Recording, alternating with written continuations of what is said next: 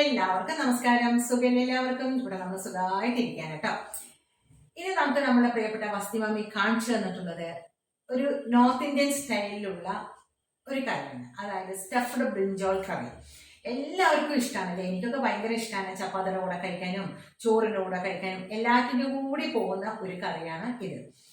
ഒരു പ്രത്യേക ടേസ്റ്റുമാണ് ഇതിന് അല്ലേ. അതിന് ചെറിയൊരു മാറ്റം വരുത്തിയിട്ടാണ് നമ്മുടെ വസ്തി മാമി കാണിച്ചു തന്നിട്ടുള്ളത്. നമുക്ക് അത് എങ്ങനെയാണ് ഓടിപ്പോയി നോക്കിയാലോ.